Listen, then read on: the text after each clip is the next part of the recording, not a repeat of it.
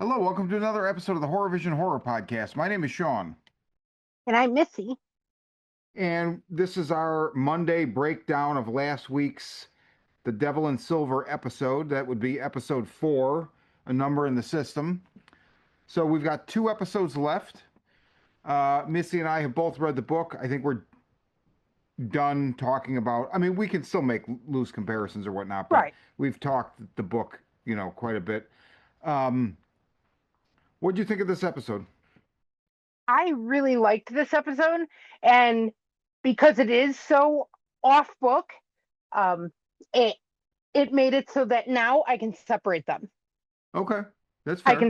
I can separate them easily because they're doing something else. And I think I know why they're doing something else. Tell me. Because they're in the show they're going much more supernatural um than they do in the novel. Um and some when we get the monster and the outcome of the novel, it's very vague. You and I both like ambiguity, and it doesn't bother us. Mm-hmm. But I mean, even some of the vagueness threw me off until I reread the ending a second time. I think Mm-hmm. here in the show they're doing something more direct, and they're giving people something that will be easier to wrap their brains around. Because even you and I talked about when we find out the details on the monster in the book, you and I talked about some stuff because it wasn't well explained. And I mean, there were a couple things I couldn't wrap my head around, and I like that kind of stuff. Mm-hmm. I'm fine with the way the book ends now, but at first it threw me off. I think in the show that wouldn't work. Yeah, I agree. So they're going in a different direction, and they're doing something much more direct. And I think what they're doing is interesting. We get a lot more regarding Dr. Walter in this episode, who I think is kind of I think everything is Dr. Walter. But now we kind of see where they're going with it. And I think the heart of the story remains the same. I don't think that the show is drastically changing the core of the original story, even though they're changing a bunch of details. Yeah, so far I agree with you. I think your read is exactly right. I hadn't thought about it like that, but they are removing some of the ambiguity, going in a more supernatural, like a tangible supernatural route so that it can wrap up better. Uh, you can do stuff in a novel you can't do in a TV show or movie. It's just the way it is, Right. right? Here they can show it. They can give people something tangible that they can see and touch, Right. and I don't think where they're going is in a bad direction. I like what they're doing.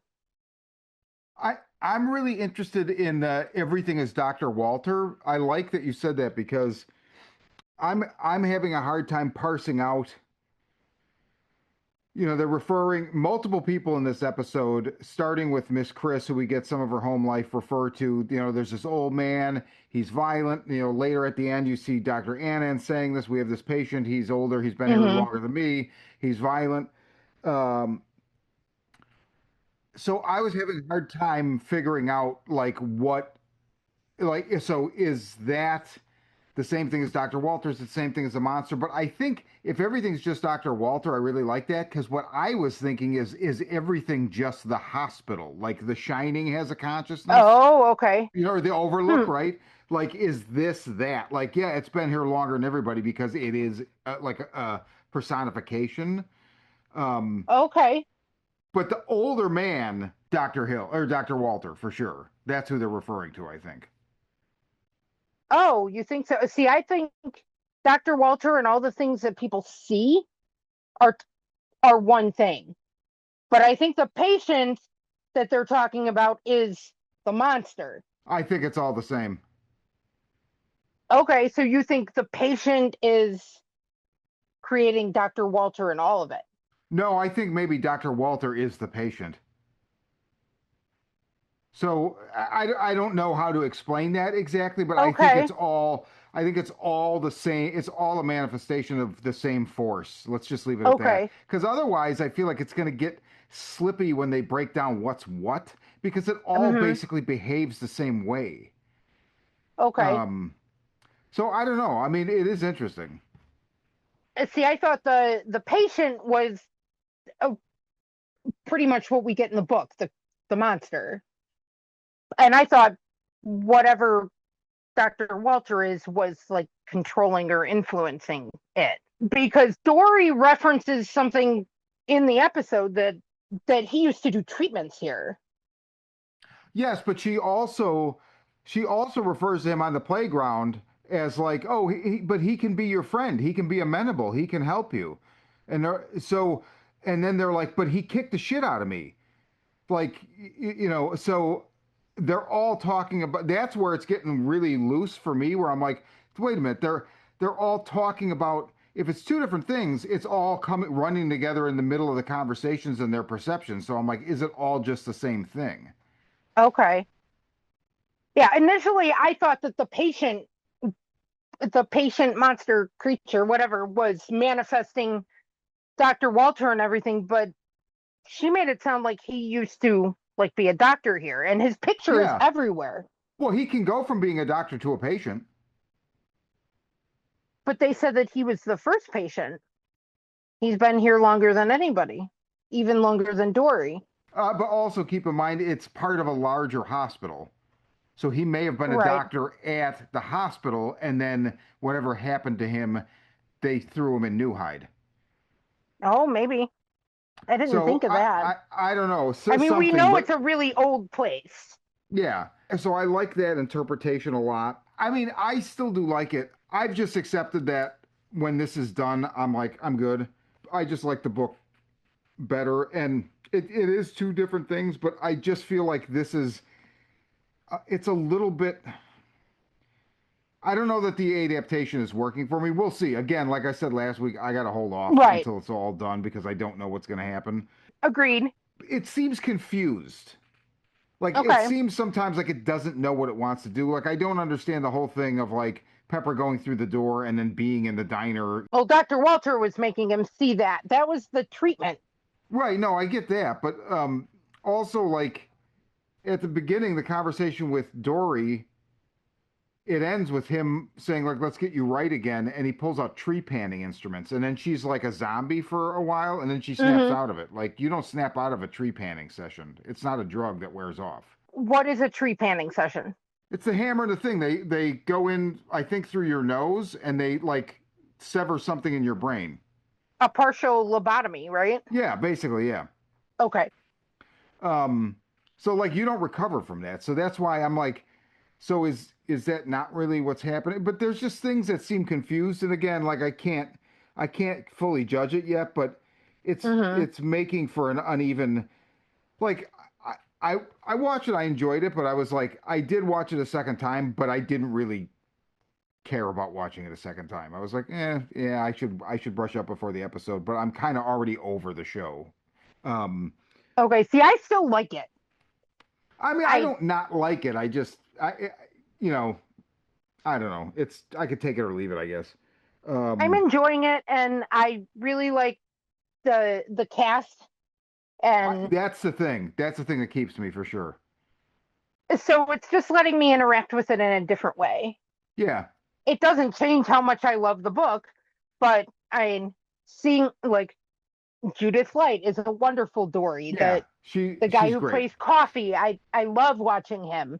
Dan Yeah, Stevens, they're all bringing them more to life in my head.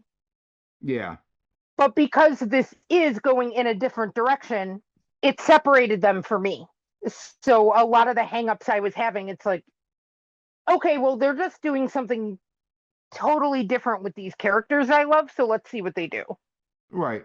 Yeah, the characters keep me here for sure. If I didn't like the characters, I and we weren't covering it, I would be gone. Not to say it's bad, but it's. I mean, like the scene with Miss Chris at home was great. Great character stuff there. Um, Mm-hmm. there's a Well, really interesting. we're getting a really interesting version of Miss Chris because she seems like she actually cares. Yeah, like all we talked about last week, like all of them are allies. Like this week, Scotch Tape actually like he like does a chiropractic adjustment on Pepper, and that's interesting in that that leads to there's a through line in this episode of consent with Pepper because there's that one. He's like, you know, I can adjust, I could do the adjustment if you're down, and then later Dr. Walter says I can help you if you consent. So it's still very much Pepper's story. Coffee wakes him up before he gives consent. Yeah, I mean, it would appear so. Yes, yes, absolutely. Which is interesting because then he's like, you know, it wants out. So then that even more makes me wonder. Like, okay, so now this thing wants out, but why does it need? How is he going to help it get out? So there, I think is like where we're headed. I think that's the Mm-hmm. tangible aspect that you're Right. describing. You know, which is interesting. I am interested to see where it goes. I'm really like see it's like I'm talking back and forth about this. I am enjoying it, and I wouldn't stop watching it. It's not just the cast. I guess there are other things that are keeping me. It's just it's so weird. It's the first time we've ever done one of these where it's like, oh, like I read the book and it completely like I literally can't fathom what it would have been like watching the show and how I would have felt about it had I not read the book. Like it just Mm-hmm. changed everything so fucking drastically that, you know, but that's cool, you know, and a separate experience. Right. Like that's part of like bonding with a story. Yeah. You just have to be able to separate them. And I mean, I think they're like we get a lot of interesting threads here. So I like seeing what they're gonna do with it. Um and yet another hit for number of the beast by Iron Maiden. It's having a Again, year. I'm telling it's you. having a year. It's awesome. Hell yeah. Well, and so this is the second. The first episode ended with "Run to the Hills," which is the song I believe following "Number of the Beast" on the album "Number of the Beast." I But we think had so. "Number of the Beast" was also in obviously Bone Temple, and I feel like there was Yeah. another occurrence of it too. So that's pretty cool. I also really liked at the beginning, even though Pepper was being a total dildo when he's like, yeah, you know, so I come back in and I fucking punch a guy or whatever, you know. But I like, he's like, you know, he recognized me from my band, Rhino. You know, we were thrash. I was a drummer. I was pretty fast. Some people said I was as fast as Dave Lombardo. that was just fucking fantastic. And That was anybody that's fun. ever spent any time in bands, Yeah, you know that guy. Like, you just know that guy.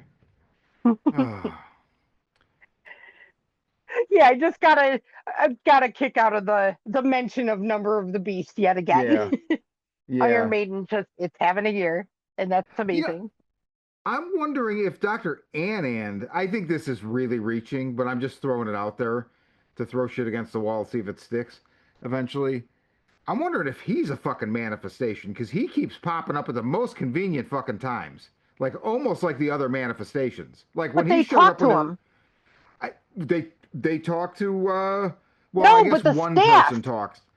Right, the staff is interacting with Dr. Anand, and sometimes it's more than just one person. Yeah, but actually when uh Huey or whoever, the cop that died, showed up last episode, more than one person interacted with him because they came to tell Pepper he had a visitor, and then Pepper came in and talked to him. So Oh shit. But then Anthony came right after. So I thought they were talking about him.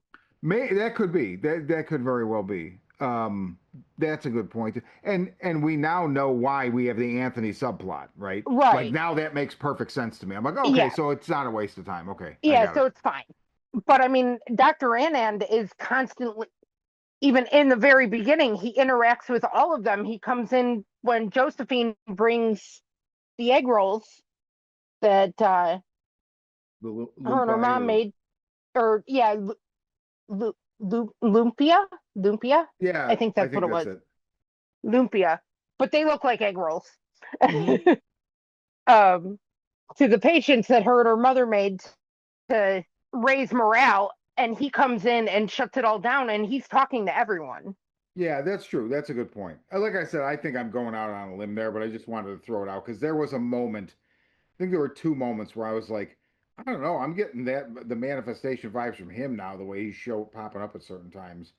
But yeah, I think that's probably a bridge too far. Well, But maybe he's just compelled by whatever the force yeah, is, because I mean, because there's a scene where Miss Chris is trying to get coffee to open up to her, and yeah, he pretty much convinces her to open the silver door, yep, but he says it's not. He's not going to allow you to do this. Something is going to stop us. And then Dr. right. Anand comes out and reprimands Miss Chris, and she doesn't open the door.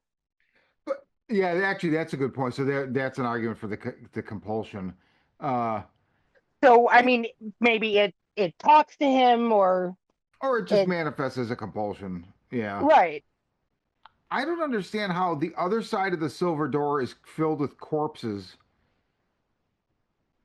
and nobody on the staff knows that. Like, I don't know that I don't understand that exactly. Yeah, that was a little bit weird. I mean, at first I thought it was just uh because he finds Dr. Badger. So boo, Dr. Badger's dead. Yeah, Um it sucks. I love Dr. Badger. Um but on second watch, it's a lot of goop, like more than one person goop. So I don't know. Right, right. Yeah, I don't know. But Yeah, I don't know about that. I it's another one of the confused things that I'm like, I'm just not sure how to read it. So we'll, again, suspending judgment. And we know that this force is like he can manifest and manipulate people's perceptions. Yeah, yeah, So we don't absolutely. know, is that there? Is that all there, or is Coffee seeing it because it wants him to see it? Right. That's very. Although Dr. Badger made me think it was really there. Had he not been there, I would have thought that it Right. was. I wouldn't have. I maybe wouldn't have even brought it up because I would have just assumed it was not really there. But now I'm. Well, one of the threads is the door. Dory takes Pepper through the secret door to see Dr. Walter. Coffee and Lucci follow her. Miss Chris and the staff go looking for them. The door disappears. Yeah, I thought that was interesting. He's making everybody see, or the force, whatever it is. Maybe it is the hospital. I mean, it's an interesting idea. I like the idea that it could be. I don't know that that's what they're doing. I think it would be cool if they were, though. I really like the scene with Lucci and Dory, where Lucci confronts her and Dory is talking about seeing the doctor and being Dr. Walter and being compliant. And Lucci realizes that Dory actually is trying to protect them. I mean, Yeah, she might be making the wrong choices, but it hits her that she's actually trying to protect them, yeah, and it changes how she interacts with her. yeah. I did like that. More good character development. Mm-hmm. Also, we get my favorite quote in the book. They do it in the show today, but they do it in a different way. Yes, yes. I like how they do it because in the book, I think it's Dr. Annan talking to Pepper, but in the show, it's Coffee and Lucci, and he gives her all his quarters and tells her she should call her grandma because he's done calling for help. He's realized that the system is working perfectly for the people who put it in place. It's just not for them. But they don't Yeah, think they're broken. It's broken, so they're never going to fix it. right. I liked the way they did it here too because in the book it kind of comes out of the idea of they have that software that the staff is using that like doesn't it's not the right Oh yeah, software, it doesn't work the way it's supposed to, and and then it's like, oh well, yeah, but like no, everything works exactly the way it's supposed to. It's just that's the way it's supposed to work. It's not actually supposed to work. And that I feel like everybody in 2026 that's paying attention can relate to that. understands It that. Yeah, Yes. and it's like it's like like actual term coined, I think, by Cory Doctorow is the enshittification. Like if you don't know what the enshittification is, look it up because it's fucking real. It's the fact that like nothing works, and that's exactly like that's not a failure or an accident. Like that's the way everything is now. Like you pay me to Right. do a service, I don't do the service, and it's like, well, yeah, but it, I, I did, I did what I was supposed to do. No, you didn't. Yeah, I did, but you didn't. That's like everything, like No, literally it's everything. designed to serve somebody. It's not us and it's not them.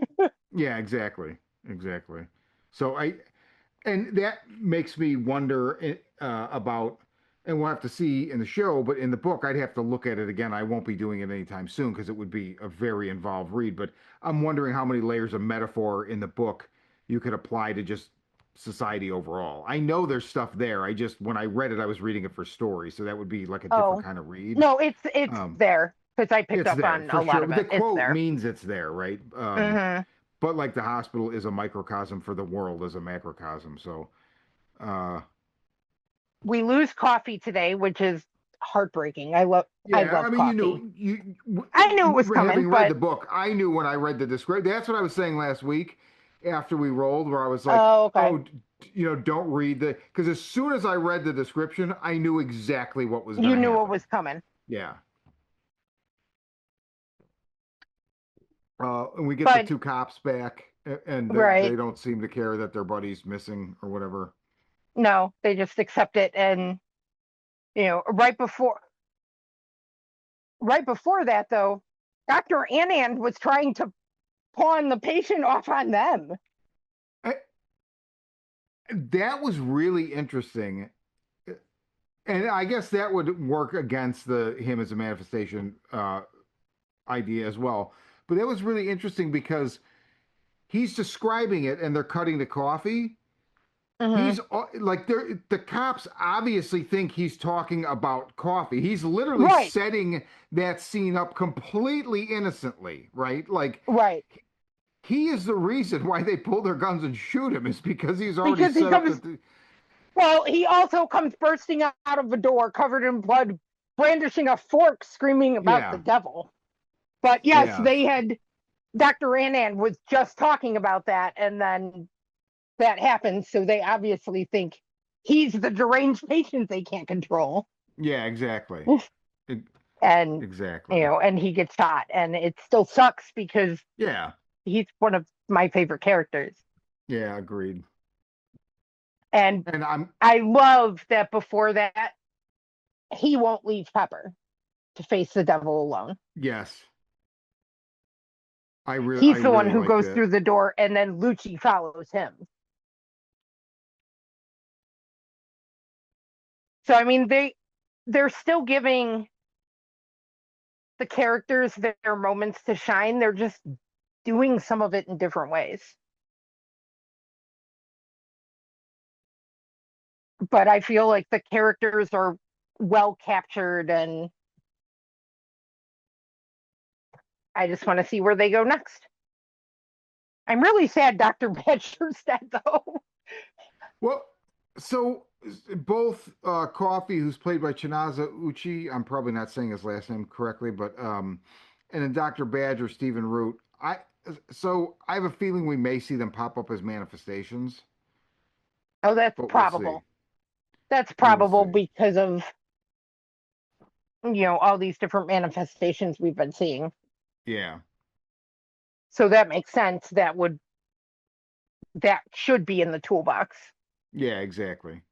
And a good way to keep around good actors. So good characters. Yeah, that too. But I didn't even catch like I like what you called out about Pepper giving consent because I saw it with Dr. Walter. I didn't even think about it with Scotch tape. Because it's a smaller moment, and he doesn't word it the same way, but it definitely stuck out on my second watch. And I like I that. liked that scene. I like Scotch I tape did in too. this. I Yeah, like me that too. these people have allies. They have people they care about, and even Dr. Anand, to a degree, seems like well, I can't tell if I think he cares or not. I just I don't don't. think he cares at all. I mean, but I think the rest of the staff does. Yeah, for sure. I know that for a At fact. least They've these definitely given us versions that. absolutely do. But I think Dr. Anand is somehow involved, and I still Could be. think he's nefarious. Could very And well be. it did it did crack me up though when he got he got a fucking award from the New High And board or whatever for his tireless work with at-risk communities or something. yes, And they spelled the name wrong. He's Dr. Anod. that and also that goes right in with the enshittification quote, the nothing, Right, the, like this. But I loved. He's really kind of comical in his like consternation and anger. Like even I love that scene. I love the scene where he's like metal forks. Like he's just like, are you fucking kidding me? And I love that none of them even realize. As soon as he said it, you see right. Pepper like slowly And then pulling Pepper it. pockets one. Right. Oh But yeah, man. none of them even thought about it. The Nope. patients or the staff. I mean, I can see his concern about the metal forks, but Well, he was yeah. being an asshole about her bringing lunch and He whatnot. was, except it is like a day after, the sales thing. So, like, I mean, it Right. probably wasn't really the right time to do that. But I don't know. And then metal forks. Yeah. But it was a good episode. I mean, I'm really looking forward to being able to, in 2 weeks, being able to, like, okay. And it did dawn on me, like, well, what if this was going to go like more than one season? I don't think it is. Um, but six does seem so short to me. It Yeah, 6 does seem short. Um,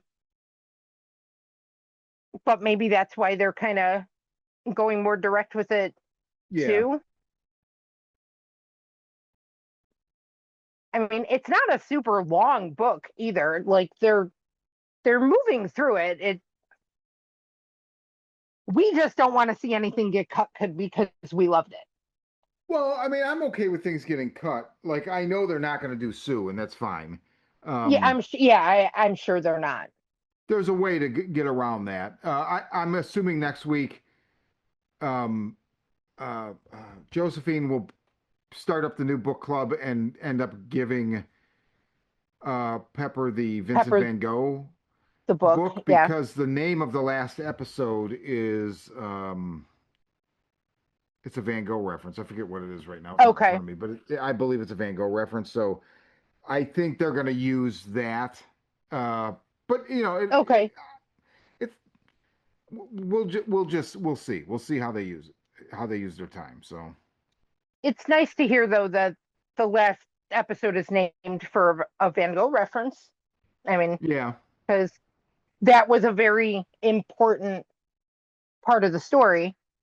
And in fact, the cover of the novel is a version of Vincent van Gogh's 12 Sunflowers painting, but instead of a vase, it has a person in a straitjacket. yeah, yeah. You pointed out It's to me. I hadn't beautiful. even It's a noticed it. beautiful cover. I love it. The last And episode's called Starry Night. okay. Oh, that's also a section of the book. Was it? I didn't Yep. remember that. Yeah. There you go. I think it's the third section because I can't remember what the first one was, but the second one was Coffin Industries. Right.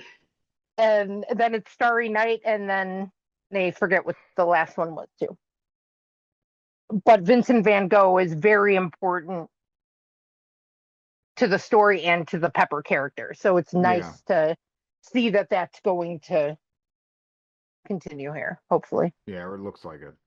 Right, it looks like it. But that's episode 4, A Number in the System. And this is a Horror Vision. I'm Sean. And I'm Missy. We'll be back next week with number 5.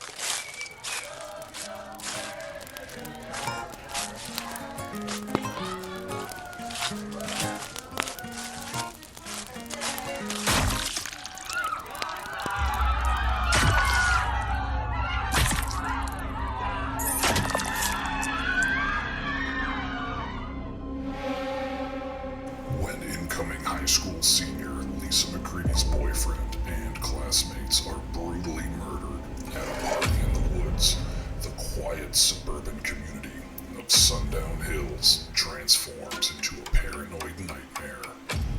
Betrayal, corruption, and dark family secrets push Lisa dead center into a burgeoning class war where rival millionaires plot to steal the town's future between reliance on big oil and the incoming age of legalized weed, electric cars, and social conscience.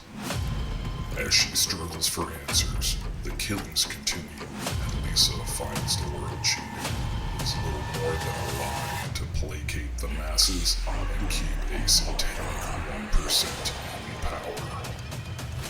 From the demented mind of Sean C. Baker, author of Murder Virus, A Collection of Desires, and Volume 4, comes Black Gloves and Broken Hearts, Teenage Giallo Mystery.